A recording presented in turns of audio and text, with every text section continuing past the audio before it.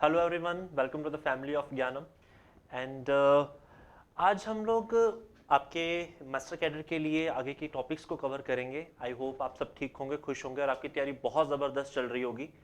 आज एक ऐसा टॉपिक कवर करेंगे आपके पॉलिटी की सीरीज का जिसके बिना पेपर नहीं बनता। ठीक है, it's a very very important topic and the topic is your fundamental rights. ठीक है, मौलिक अधिकार। ठीक है, फर्स्ट ऑफ ऑल हम इसको कवर करेंगे कि इसके प्रोस्पेक्ट क्या है, इसके बेसिक क्वेश्चन क्या बनेंगे। ठीक है, ये इसके आर्टिकल्स क्या हैं वो भी कवर करेंगे। लेकिन इसका बेसिक समझते हैं पहले। इसका बेसिक समझ में आ गया तो इसके कुछ ऐसे टेक्निकल क्वेश्चंस बनते हैं जो पेपर में बहुत हार्ड होते हैं। ठीक है, so we will start with that, stay tuned and in the end हम इसके कुछ टॉपिक्स के जो एमसीक्यूज होंगे उनको भी कवर करेंगे, तो स्टे ट्यून्ड। ठीक है, चलिए फर्स्ट ऑफ ऑल हमारे पास जो फंडामेंटल राइट्स हैं वो कितने हैं? हमारे पास 6 फंडामेंटल राइट्स हैं। ठीक है, जब संविधान स्टार्टिंग में लिखा गया था तो total number of fundamental rights थे हमारे पास 7। ठीक है, लेकिन कुछ संशोधन हुए, कुछ चेंजेस हुए, उसके बाद it has been reduce to 6 only. ठीक है, तो सबसे पहला फंडामेंटल राइट है मेरा राइट टू इक्वालिटी। ठीक है, राइट टू इक्वालिटी, समानता का अधिकार। ठीक है, मेरा देश, मेरा संविधान मुझे समानता का अधिकार देता है कि हम सब एक जैसे हैं, एक बराबर हैं। ठीक है, कैसे हैं उसको आगे डिटेल में करेंगे। देन राइट टू फ्रीडम, मुझे आजादी का अधिकार भी दिया गया है। मैं इस देश में स्वतंत्र हूं। ठीक है, जैसे कि बोलने की आजादी। ठीक है, किसी भी डेमोक्रेसी की, किसी भी देश की जो बुनियादी एक हक होता है वो होता है अपनी बात को कहना, अपनी बात को रखना। ठीक है, उसके अलावा भी इसमें काफी सारी चीजें हैं, उसको डिस्कस करेंगे। देन राइट अगेंस्ट एक्सप्लॉयटेशन, शोषण के प्रति जो अधिकार दिए गए हैं। ठीक है, देखो जैसे हमारा देश पहले गुलाम था तो उसमें सबसे बड़ी प्रॉब्लम यही थी ना कि अंग्रेज हमारा शोषण कर रहे हैं। ठीक है, एक व्यक्ति जब एक व्यक्ति पर राज करता है तो बेसिकली वो शोषण ही है। ठीक है, तो ऐसी चीजों को रोकने के लिए या एक आम तौर पर भी कि एक भारतीय भी किसी दूसरे भारतीय पर शोषण ना करे, उसके लिए हमने कुछ राइट्स बनाए हुए हैं जिसको हम कहां पर पढ़ते हैं, राइट अगेंस्ट एक्सप्लॉयटेशन। ठीक है, then right to freedom of religion, इस देश में मुझे धर्म चुनने की भी पूरी आजादी है। ठीक है, हम लोग कहते हैं ना कि देश हमारा सेकुलर है, प्रियम्बल में लिखा हुआ है sovereign socialist secular democratic Republic. ठीक है, इसमें एक वर्ड है सेकुलर, धर्मनिरपेक्ष, यानी कि भारत किसी भी तरह के धर्म को नहीं मानता है। यहां पे सर्वधर्म संभव। ठीक है, कि हम सब धर्मों को मानते हैं, सबका एक सम्मान, एक जैसा ही हम उनका आदर सम्मान करते हैं। इसी प्रोस्पेक्ट पे मुझे इस देश में किसी भी तरह के धर्म को चुनने की आजादी है, तो उसी के बारे में इसको आगे डिटेल में पढ़ेंगे। कल्चरल एंड एजुकेशनल राइट, इस देश में मुझे अपनी शिक्षा के लिए, ठीक है, अपने कल्चर को मेंटेन रखने की भी कुछ स्पेशल राइट्स दिए गए हैं। जो अल्पसंख्यक लोग हैं, माइनॉरिटी में हैं, उनके लिए भी कुछ स्पेशल प्रावधान है। ठीक है, then right to constitutional remedies, संविधान का सबसे बड़ा नुस्खा। ठीक है, कि अगर मेरे कोई फंडामेंटल राइट्स वायलेट होते हैं तो मैं कहां जाऊं, किसको कंप्लेंट करूं, मेरी सुनवाई होगी कहां पर। ठीक है, तो ये अधिकार मुझे कहां पर दिया गया है, सुप्रीम कोर्ट पर। ठीक, अगर देखो सोचो, अगर मुझे फंडामेंटल राइट्स लिख के दे दिए जाए, ठीक है, लेकिन उसका कोई मूलभूत अधिकार ही ना रहे। ठीक है, मूलभूत तौर पर मैं कहीं कंप्लेंट नहीं कर सकूं उसकी, मैं उसके लिए कहीं दरवाजा ना खटखटा सकूं किसी कानून का, तो उसका भी क्या फायदा। ठीक है, ये बिल्कुल ऐसा कि मैं आपको 1 करोड़ रुपए दे दूं बैंक में डाल के और उसके बाद मैं उस खाते को सीज कर दूं, आप उसका इस्तेमाल ही नहीं कर सकते, उसको आप खर्च ही नहीं कर सकते, तो उसका फायदा क्या हुआ। सिमिलरली अगर मेरे फंडामेंटल राइट्स जस्टिसेबल ना हो, ठीक है, मुझे इसके प्रति अगर इसके उल्लंघन होने पर मुझे किसी तरीके की कानूनन मदद ना मिल सके तो वो टोटली जीरो हो जाएंगे। ठीक है, यही हमारे बाबा साहब अम्बेडकर साहब ने भी कहा था कि एक संविधान सबसे अच्छा तब होता है जब वो सही हाथों में हो। ठीक है, और वो सबसे बुरा भी तब बन जाता है जब वो बुरे हाथों में चले जाते हैं। एक कॉन्स्टिट्यूशन सिर्फ कॉन्स्टिट्यूशन है, उसको लोग चला कैसे रहे उस पर डिपेंड करता है। तो अगर मैं फंडामेंटल राइट्स में सुप्रीम कोर्ट जाने का अधिकार ही खत्म कर दूंगा तो मेरा संविधान भी जीरो हो जाएगा। ठीक है, कई बार ना आपको बेसिक क्वेश्चन पूछ लिया जाता है कि which of the following is not a fundamental right. आपको ये ऑप्शंस दिखते हैं, अगर इसमें से आपको कुछ दिखता है तो आपका आंसर सही है। अगर उसमें से कोई अलग सी चीज आपको दिखाई देती है, जैसे वो आपको दे दे राइट टू इकोनॉमिक पावर, तो ऐसा कहीं भी जगहों पर नहीं लिखा गया है, तो that will be your answer, negative sense में क्वेश्चन। ठीक है, कि नॉट, कई लोग बच्चे गलती करते हैं पेपर में, नॉट वर्ड का ध्यान रखा करो, कई बार ऐसे क्वेश्चंस आते हैं आपको सही आंसर मालूम होता है लेकिन आप नोट पर ध्यान नहीं देते और उस नोट की वजह से हमारी गलती हो जाती है। ठीक है, तो ये आपको पता होनी चाहिए कि आपके 6 बेसिक फंडामेंटल राइट्स हैं। ठीक है, इसके बाद ये आर्टिकल 12 से 35 को कवर करते हैं। ठीक है, आर्टिकल 12 से 35 के बाहर जो भी कुछ लिखा गया उसमें आपका फंडामेंटल राइट्स नहीं है। तो फंडामेंटल राइट्स बेसिकली सिर्फ और सिर्फ आपके कहां पर लिखे गए हैं, आर्टिकल नंबर 12 से लेकर 35 तक। ठीक है, और किस पार्ट में है कॉन्स्टिट्यूशन के, संविधान के तीसरे भाग में, कॉन्स्टिट्यूशन थर्ड पार्ट में हमारे फंडामेंटल राइट्स लिखे गए हैं जो कि आर्टिकल कवर करते हैं 12 से 35, बस इतने ही हैं। ठीक है, चलिए आगे की तरफ बढ़ते हैं।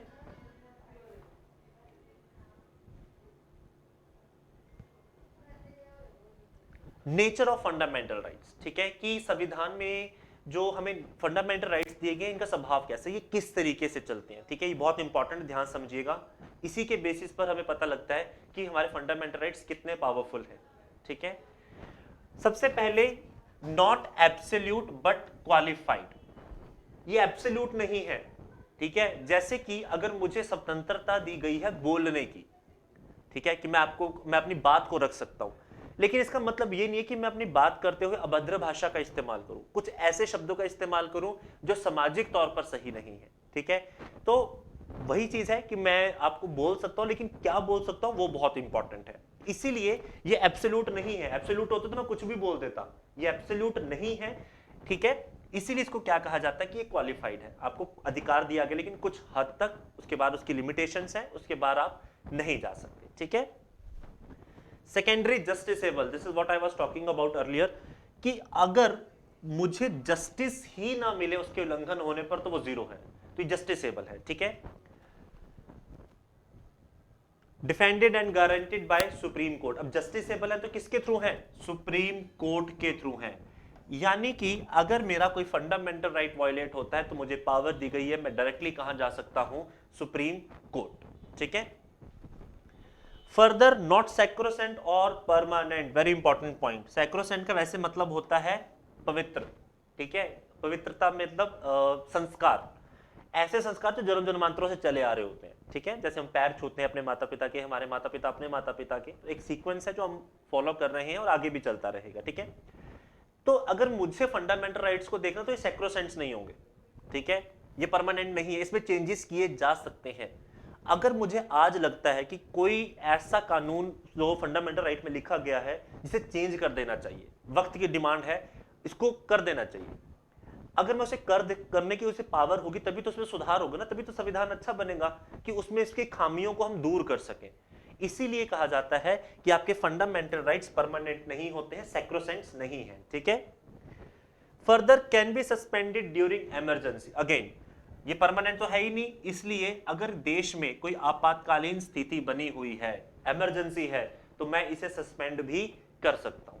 ठीक है, इसको डिटेल में करेंगे, इसका क्वेश्चन पूछा जाता है कि इमरजेंसी में कौन से आर्टिकल रहते हैं, कौन से सस्पेंड होते हैं, we will discuss them out. ठीक है, रिस्ट्रिक्टेड इन स्पेशल सर्कमस्टांसेस, कुछ ऐसे इंस्टेंस हो सकते हैं जब मुझे इन्हें रोकना पड़ सकता है, ये इन्हें रिस्ट्रिक्ट करना पड़ सकता है। ठीक है, दैट डिपेंड्स, क्योंकि ऐसा नहीं है ना कि कल को वॉर सिचुएशन चल रही हो और आप कुछ ऐसी अभद्र भाषा का इस्तेमाल करो, गवर्नमेंट को क्रिटिसाइज करो, आर्मी को बोलो, तो उस समय पर कुछ चीजों के कुछ सर्कमस्टांसेस के अंदर मुझे इनको थोड़ा सा बाउंड करना पड़ता है। ठीक है, मैं आपको इसका एक एग्जांपल बताऊंगा आगे चलकर, बहुत इंपॉर्टेंट एग्जांपल है इसका।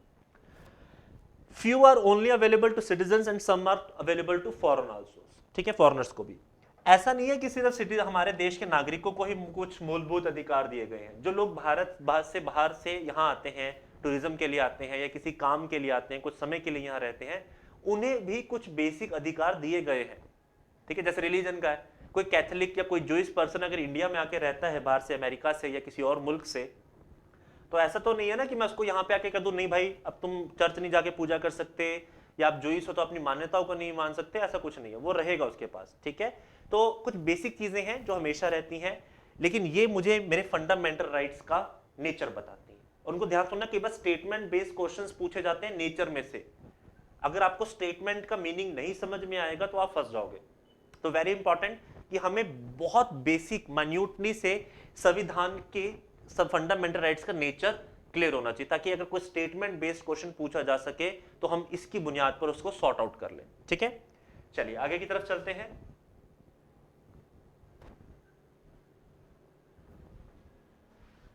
आर्टिकल नंबर 12, सबसे पहले इसी को देखते हैं क्योंकि यही हमें आइडिया देगा कि क्या सिस्टम है। ठीक है, सबसे पहले डेफिनेशन ऑफ स्टेट।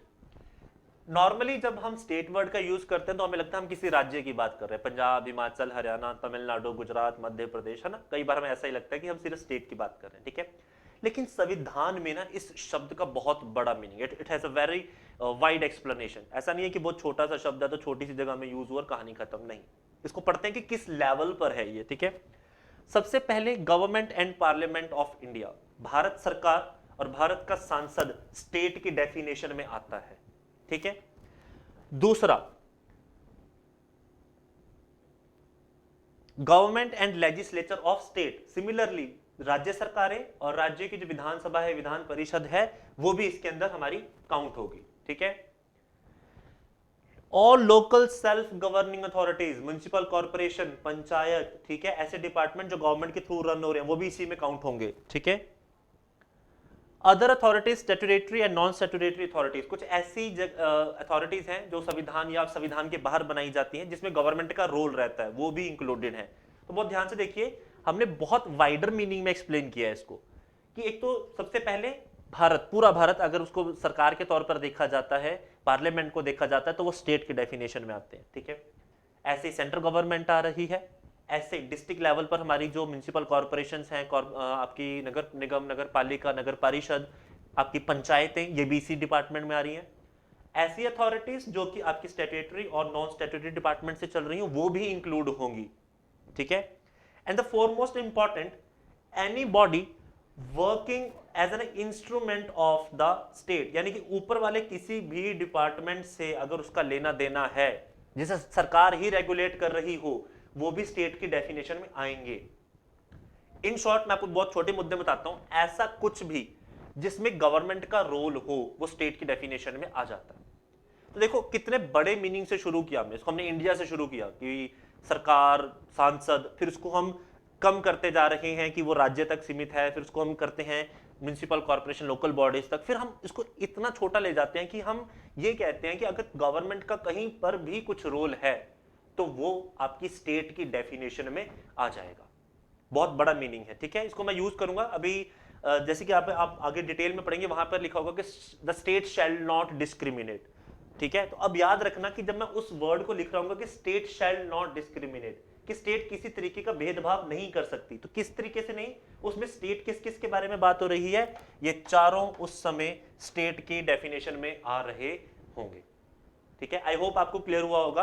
अगर स्टिल आपको कोई क्लैरिटी नहीं है तो आप कमेंट सेक्शंस में लिख सकते हैं, नेक्स्ट लेक्चर में वो डाउट आपका जरूर सॉल्व किया जाएगा। ठीक है, मूविंग फर्दर, अब आता है हमारे पास आर्टिकल नंबर 13। ठीक है, the parliament and the state legislature are being terminated for making such laws that may infringe or take away the fundamental rights that are being guaranteed by the Indian Constitution itself। ठीक है, इसका मैं आपको बिल्कुल छोटा सा निचोड़ बताता हूं।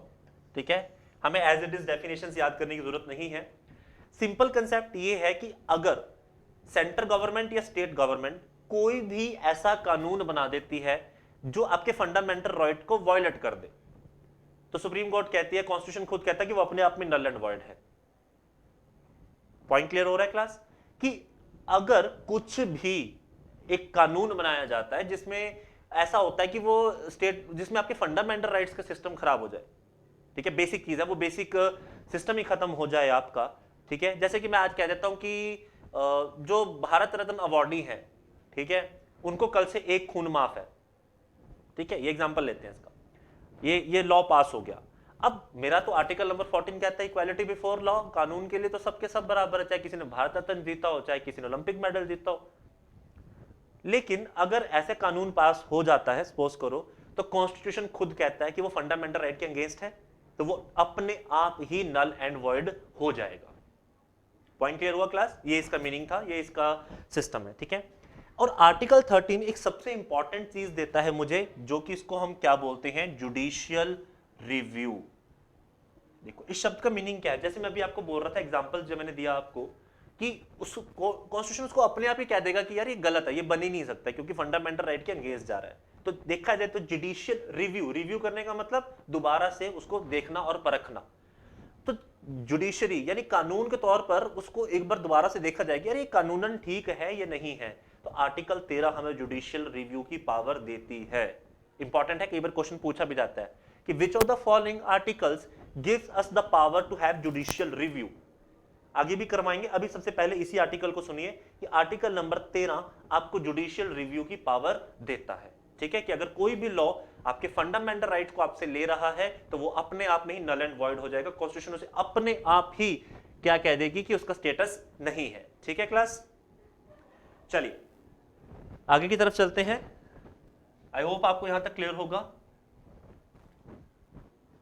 अब स्टार्ट करते हैं हमारे फंडामेंटल राइट से, जो आपके बुनियादी जो हम उसको लिख रहे थे राइट टू इक्वालिटी। ठीक है, इस शब्द को समझते हैं ताकि आपको इन फ्यूचर कभी भी दिक्कत ना आए, आप आज से 10 साल बाद भी पढ़ो तो भी आपके दिमाग में उसका एक हाईलाइट आ जाना चाहिए। ठीक है, राइट टू इक्वालिटी, समानता का अधिकार।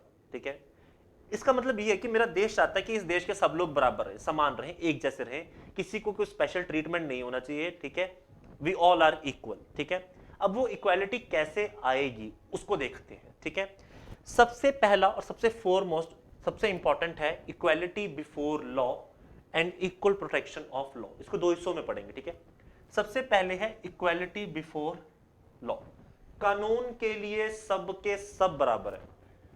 आप, मैं, प्रधानमंत्री, Salman Khan, Katrina Kaif, we all are equal, there is no difference at all. ठीक है, कानून के लिए कोई अलग नहीं होगा, कानून सबको एक जैसे ट्रीटमेंट के साथ लेकर चलेगा।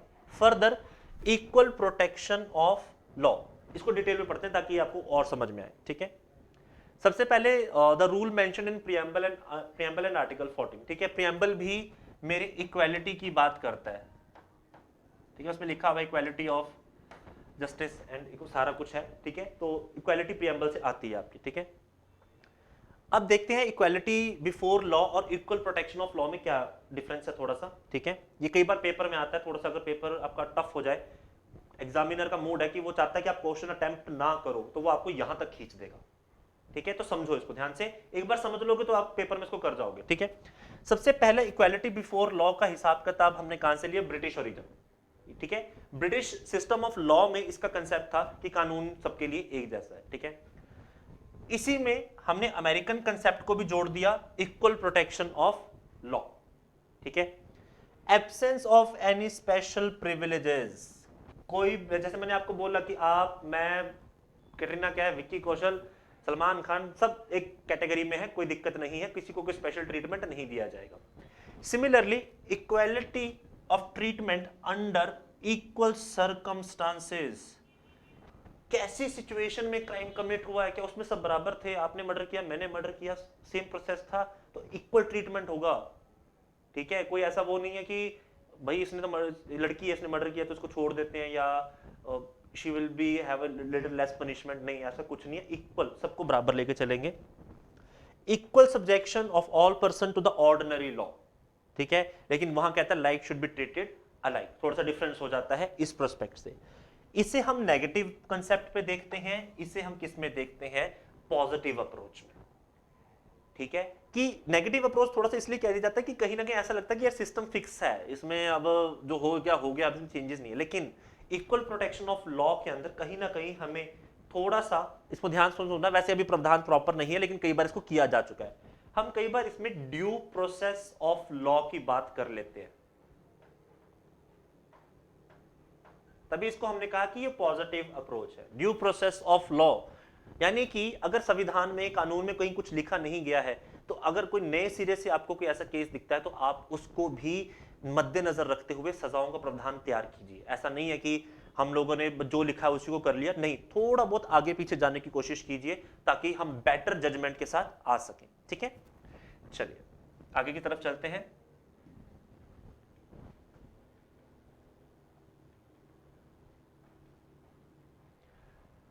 Article number 15, prohibition of discrimination only on grounds of religion, race, caste, sex, place of birth. ठीक है, ये आपको बताता है कि किसी भी तरीके का भेदभाव धर्म के नाम पर, जात के नाम पर, किसी कौम के नाम पर, किसी के महिला पुरुष, यहां तक कि अब ट्रांसजेंडर्स इंक्लूडेड हैं तो हम उनसे भी भेदभाव नहीं कर सकते, ठीक है।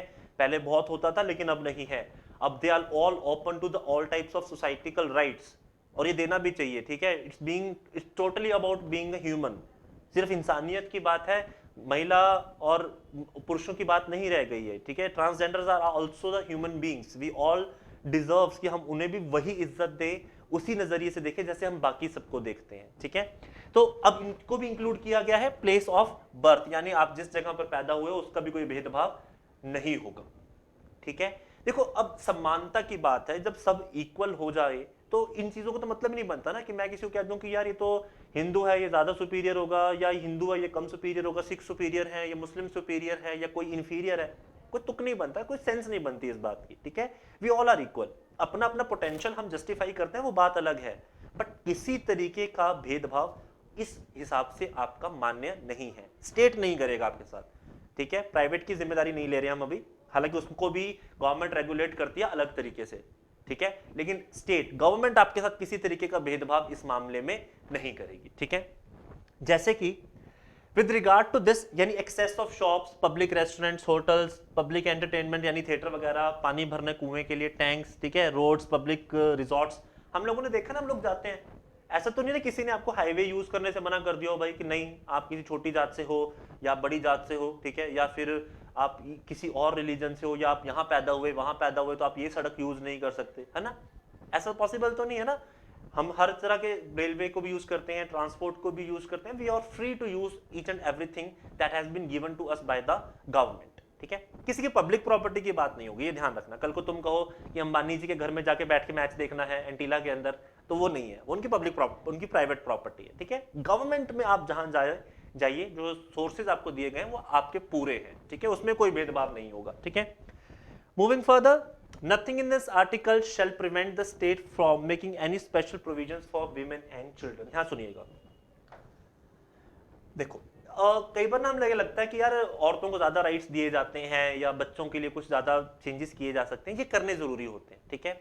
किसी भी समाज का उद्धार तब तक नहीं हो सकता जब तक वहां की औरतों का सुधार ना हो। ये मैंने नहीं कहा, ये बहुत पुराने हमारे स्वामी विवेकानंद जी ने भी कहा था, ठीक है, बहुत पुराने पुराने लोगों ने ये बात कही है और ये बड़ी बारीक बात है, ठीक है। क्योंकि समाज का एक वर्ग अगर तरक्की कर रहा है और दूसरा वर्ग बिल्कुल नीचे है तो मतलब हम डेवलपमेंट नहीं कर रहे, हम अपने पतन की तरफ बढ़ रहे हैं, ठीक है। तो अगर आर्टिकल नंबर 15 का इस्तेमाल करके विमेंस के लिए या बच्चों के लिए कुछ नए लॉज बनाए जाते हैं जो कहीं ना कहीं आपको ऐसा लगे कि डिस्क्रिमिनेट लग रहे हैं आपको, पर होते नहीं है, ध्यान रखना, सरकार नहीं कर रही है, लेकिन कहीं ना कहीं अगर आपको ऐसा लगे कि अच्छा विमेंस को ज्यादा राइट्स मिल रहे हैं, ज्यादा वो हो रहा है, तो बेसिकली उनको इक्वालिटी पर लाने की बात की जा रही है, ठीक है। इतने वर्षों से शोषण होता आ रहा है औरतों का, तो उस शोषण को रोकने की पहल होती है ये। इसका बड़ा अच्छा एग्जांपल था 2019 के अंदर ट्रिपल तलाक, 18 के अंदर हुआ था ये। ट्रिपल तलाक के ऊपर था कि विमेंस को राइट दिया गया इक्विवेलेंट टू मैन। ऐसा नहीं है कि सिर्फ मुस्लिम मेल्स को हमने राइट दे दिया है कि वो ट्रिपल तलाक का यूज कर सकते हैं या नहीं कर सकते हैं, क्या प्रावधान है, इसको कभी और डिस्कस करेंगे। सिमिलरली हमने विमेंस को भी उसमें इक्वल राइट्स देने की कोशिश की है, ठीक है। Moving further, nothing in this article shall prevent for the state from making any special provision for the advancement of any socially and educationally backward class। इसको हम बेसिकली इन शॉर्ट में इसको बोल सकते हैं रेजर्वेशन, कि अगर मुझे किसी पिछड़े वर्ग का भी उद्धार करना है तो मैं स्पेशल प्रोविजंस बना सकता हूं। कई लोगों का देश में मानना है कि रिजर्वेशन नहीं होना चाहिए, ठीक है, लेकिन कभी डिस्कशन करेंगे, कभी कोई ओपन डिबेट होगा हमारा लाइव सेशन में, तब हम आपसे डिस्कस करेंगे कि रिजर्वेशन की कितनी जरूरत है इस देश को, ठीक है, कि क्यों हमें आज भी समाज के उन लोगों को आगे लाने की जरूरत है जो पिछड़ चुके हैं, जिनका आज तक उद्धार नहीं हुआ, ठीक है। ऑन ग्राउंड आपको लगता होगा कि हो गया है, लेकिन इन एक्चुअल प्रैक्टिस ऐसा नहीं हुआ है, ठीक है। अभी तक वो बेनिफिट्स वहां तक नहीं पहुंचे जिस मोटिव से बी आर अम्बेडकर साहब ने इसको इंट्रोड्यूस किया था, ठीक है। चलिए ओके क्लास, इस सेशन में हम यहीं तक टॉपिक्स कवर करेंगे। अगर आपको कोई डाउट्स हो तो प्लीज आप हमसे डिस्कस कर सकते हैं, ठीक है, हम लोग उसको कमेंट सेक्शन में सॉल्व करेंगे। एंड प्लीज अपनी स्टडीज को कंटिन्यू रखिए, ठीक है। जितना आप कंसिस्टेंटली पढ़ेंगे उतने चांसेस हैं आपके पेपर क्लियर होने के, एंड उतने ही चांसेस है कि हमें भी खुशी होगी कि हमने आपकी सक्सेस में एक छोटा सा कॉन्ट्रीब्यूशन किया है। सो keep studying and stay connected, and for any courses you can join us on the Gyanam online and offline as well, and you can download our application so that you can get the proper updations of the exams and the courses. ठीक है, thank you so much, take care of yourself, God bless you, bye bye.